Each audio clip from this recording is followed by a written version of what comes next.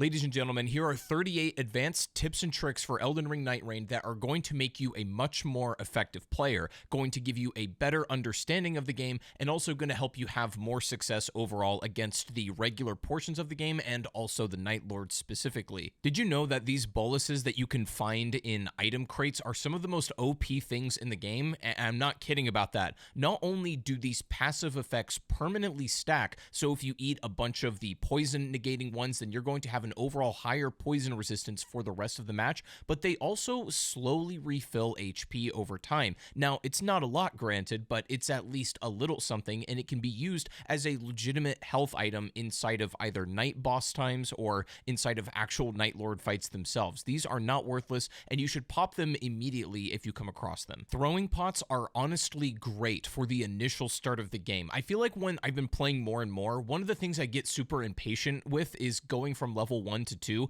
and killing that initial group of enemies can sometimes feel like it takes too long. So if you can find one of these lightning pots or a fire pot immediately in one of these crates, you can throw it kind of right in the middle and eliminate maybe 4 or 5 of them at once and really speed up that process. Don't underestimate these, and especially in the early game for large groups of weak enemies, these are a godsend. Wilder's ult is unbelievably powerful, but there's nothing that feels worse in the entire world than fully charging an ult and then whiffing completely. To avoid this, sometimes if you're fighting an enemy that tends to run around a lot, you can only like half charge it, which will not consume all of the ultimate charge you have, but it will obviously not do as much damage. This is incredibly good for enemies that are particularly mobile and some of the Nightlords, but obviously getting a full charge is going to give you more bang for your buck, so you really want to time it when the boss is going to be in front of you, typically after a big attack or something, or you can use it to iframe through a giant Nightlord attack as well and not take any damage. Parrying can be insanely effective for many sword enemies and can absolutely shut down some bosses. Even night to nighttime bosses that are pretty intimidating in their own right can be absolutely eviscerated through just a simple parry. Obviously, it will take a little bit of practice to get the time right, but this is especially important on stuff like the Nameless King or even Crucible Knights. This can be amazing for. So you might notice that some of the enemies in this game have this purple attack, like it has a very distinct sound effect, and then they most likely try to grab you. There are a lot of enemies in this game that have an attack like this, and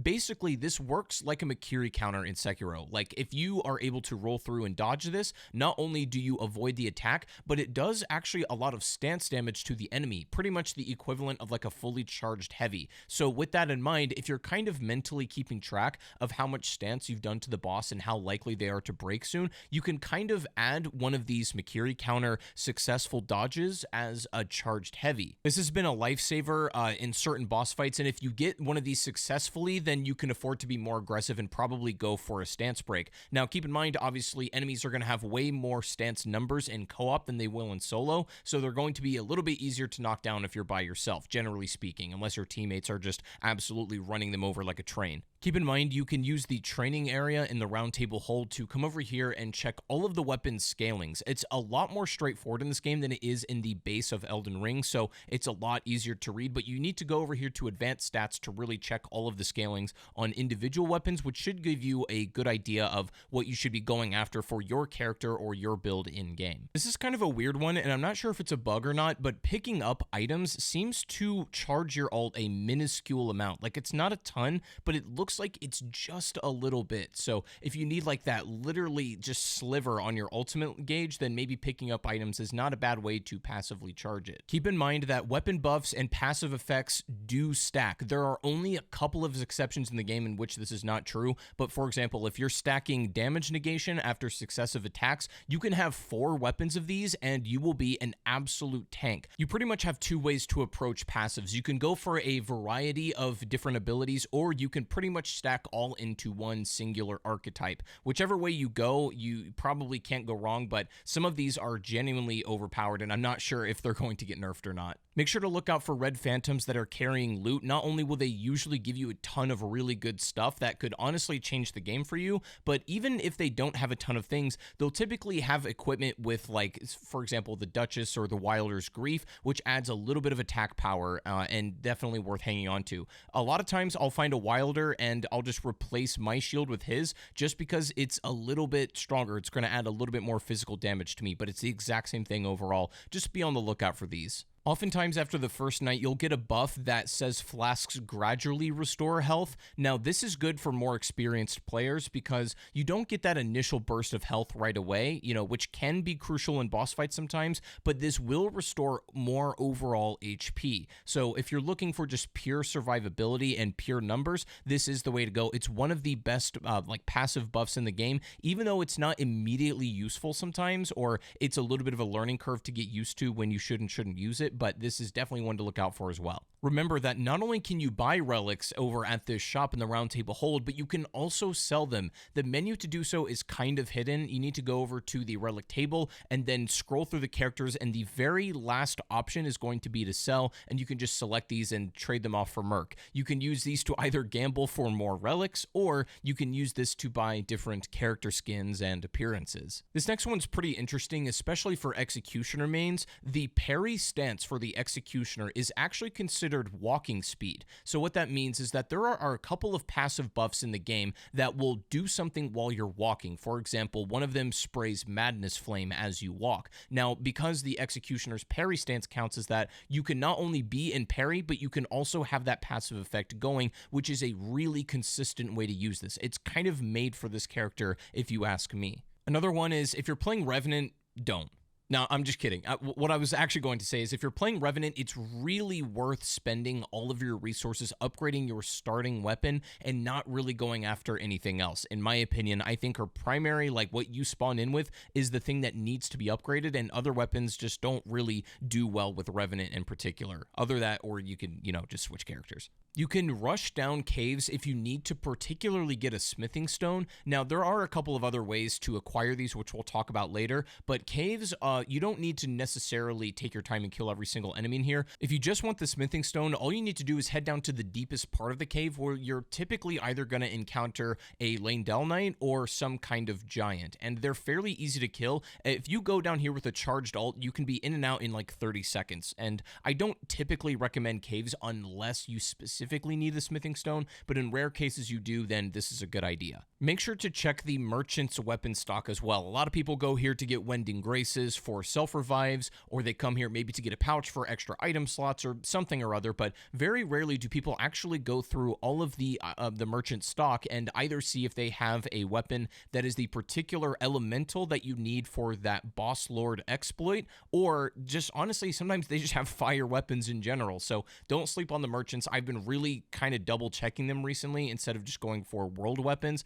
The merchants can low-key save your life. The Royal Revenant is honestly one of the most troublesome enemies in this game, and I mean, I know Elden Ring players already know that, but if you've played Nightraigne, he's just as much of a menace here. Now, the thing is, you can easily demolish these if you have any kind of healing spell. Using that in the vicinity of him will basically completely stun him, and this is probably the most effective way to deal with them, because otherwise they can be a run ender. If you're running around crates, you can instantly activate ground items by holding the activate button on your D-pad and then also pressing triangle or Y or whatever your use button is. These require you to not pick them up and then pop them. You could just use them off the ground immediately, which is a really nice quality of life feature. In addition to stacking weapons because of their passive effects, I've also gotten in the habit of stacking different kinds of status ailments and different elemental types, just in case I need to be prepared for whatever I run into. So for example, I might carry a holy weapon, I might carry a different bleed weapon, and then something with poison or scarlet rot, just in case I need to, proc something on a boss that's particularly resistant to that. Basically, you want to be as versatile as possible, because you never really know quite what the game is going to throw at you. This is important, especially in the early game, but as it gets later and later, and as you approach the Nightlord, it's important to take that and then kind of catalyze it into one very specific kind of strong build. Also, don't forget to look out for these rune acquisition boosters along the ground. These are really great for just killing maybe some couple enemies you have laying around, or it boosts it for about a minute or so, and there are multiple of these, so you can boost, kill enemies, and then boost again and try to kill more. This is good for while you're traveling, maybe to the next zone or something as the circle's coming in. Know when to use your ults. I typically like to use them early in a boss fight if I'm fighting against like a nighttime boss, if I know I'm going to have enough time to get it back. So I'll typically open with an ult to get a quick like stance break and then maybe a critical, and then I'll spend the rest of the fight, especially if it's a long one, trying to get that back, and usually you can be successful at that. However, sometimes you want to use it when you are necessarily trying to like iframe through a boss's strong move or something like that, but typically I like to pop them early if I think I'm going to have enough time to be able to get one back. For co-op players, make sure to punish bosses during critical windows. Like obviously in other Souls games, while you're doing some kind of critical attack on a boss, they're invulnerable otherwise to more damage, but your teammates can still hit them for more damage as they're in this window. And what's even more interesting is that different characters have different critical windows. So for example, the Executioner has one of the longest critical windows ever, meaning it's not great for solo because it wastes some time, but it's amazing for co-op because it gives your teammates more time to punish the boss. So if you're in a Nightlord fight, for example, and the boss gets staggered, make sure the Executioner on your team goes for the critical hit because you're going to get a little bit of extra time to punish the boss, which sometimes is the difference between a win and a loss. Duchess is genuinely OP for reviving allies. Not only does she have a ton of iframes on her ult startup, but the invisibility lasts until you hit another enemy or after the timer runs out. But unless you hit somebody, you're going to be invisible for quite a long time. And even like the most brutal revive, when you have like all of the 3 bars,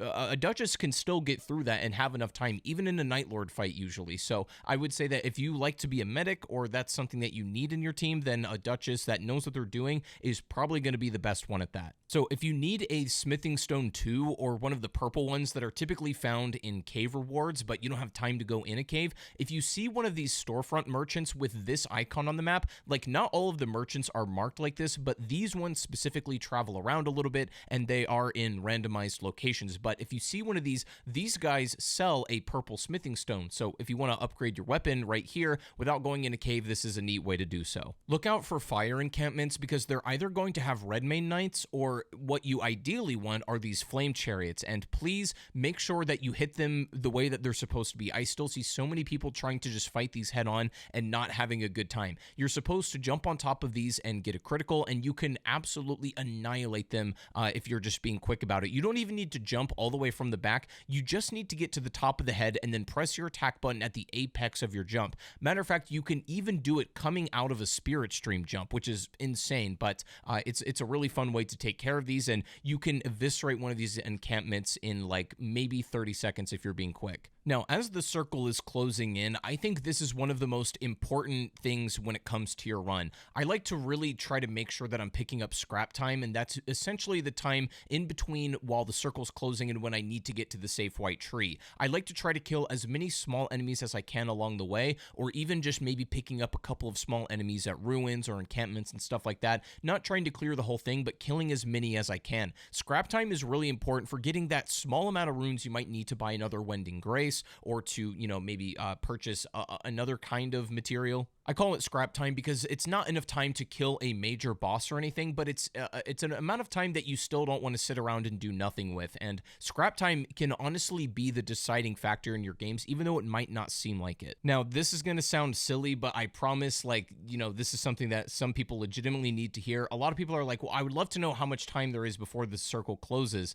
Really, in order to do that, you just need to look at the sky. When it becomes nighttime, the circle is about to close. I know that sounds really silly, but you can approximately give yourself about 15 minutes from the start of each day until the circle starts closing again. That's typically how it goes, but you can kind of give yourself a rough estimate just looking at the time of day visually in the sky. Once you're around level 9 or 10, this is appropriate to probably start fighting enemies in the castle because they give a stupid amount of runes. If you can kill the Crucible Knights or the Banished Knights and the Elder Lion or whatever you have spawned here, it gives a dummy amount of runes. This should only be taken on when you're prepping for like end game material, so make sure you're going at the right time, but typically at the end of the second night or like nearing its end is when I like to go for the castle, but this can give you some of the best armaments, some of the most runes in the game, and is definitely where the highest rewards are going to be found. Make sure to use your FP sparingly because you only get it back when you either touch a site of grace or really defeat a boss. I mean, that's pretty much it. So in case you're using a lot of FP, make sure to stack up on passive effects that restore it per hit. There's a lot of weapons that do that, and for more spell-based builds, like maybe for Duchess or Recluse, this is genuinely necessary to have. When you're going for the Churches of America, even if the circle's closing, I tend to be more aggressive when it comes to these. I will actually push into the rain to go and get one, because not only will you get another flask charge, but you'll also, once you touch that, you'll get all of your health restored. And typically it's enough to get back in the safe zone before you're dead. So this is a good way to get it. And especially if there's any graces along the way, it will top off your health and give you more flasks back. So don't be too afraid to be in the rain. If you need to be aggressive and get another like flask for your charge, this is a good way to stay alive longer. If you see any silver phantom characters in the game, make sure to interact with them. It looks like they're, other NPCs, but they will replenish each other's ults. And this is a really good thing to do either before a boss fight or some kind of major encounter. This can be a really lucky thing to have. It's kind of like the red phantoms giving you loot, but for your ult instead. It's really nice. Every character in the game has a different dodge distance and also different hurt boxes depending on their height. The Recluse has the highest dodge distance in the game, meaning if you are fighting against a Nightlord that requires you to be mobile and move around a lot, specifically there are a few that I'm thinking of, then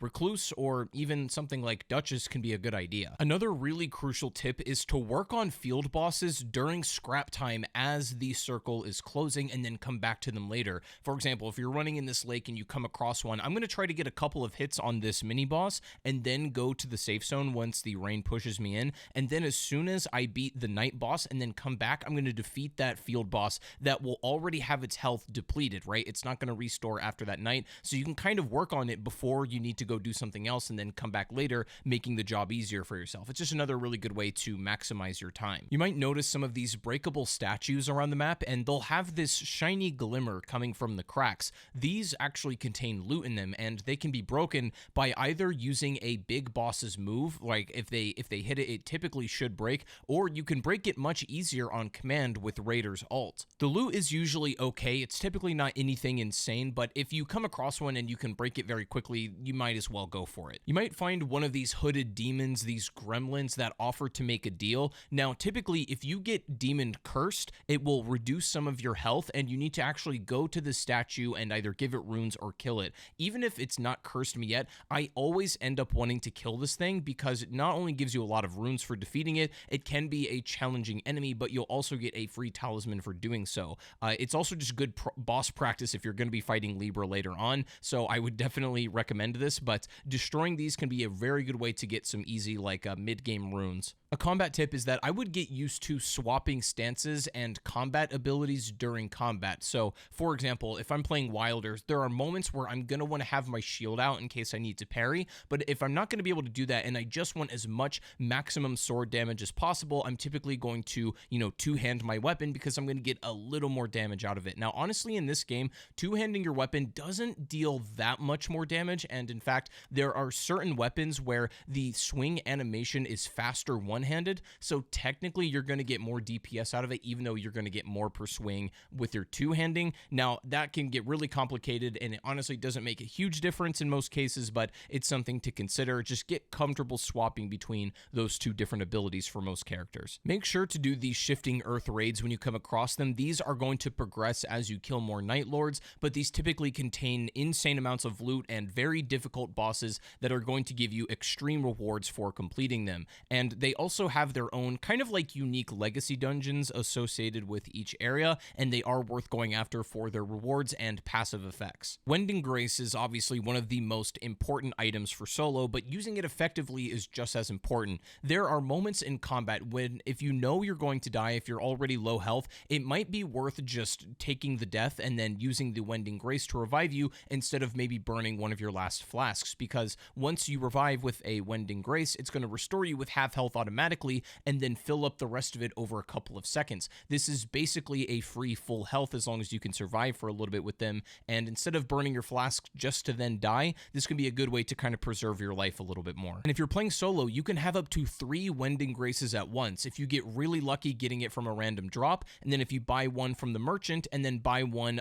just before the gate at the Nightlord area. Also, get comfortable with world events and encountering mid-game bosses, and especially Margit. If you get invaded by the Fell Omen, this is a really good sign because his ability for defeating him is genuinely overpowered. However, if you die to him, it's going to increase your damage taken for the rest of the game. So become a Margit expert is what I'm trying to tell you. If you're able to defeat him, every new site of grace you encounter will improve your attack power immensely, and you can be insanely overpowered for the Night Lord if you're able to defeat him. And if he invades you in a spot that's unsafe, or if the circle's coming in, you can just run away to safety and then drag him inside the safe zone and deal with him in a much more friendly location, because you don't want to die to him, otherwise it kind of screws your run over. And then finally, definitely optimize your time and work your way from outside to in. This is working with the zones and the natural progression of how the circle closes in and out, and then picking up as much scrap time during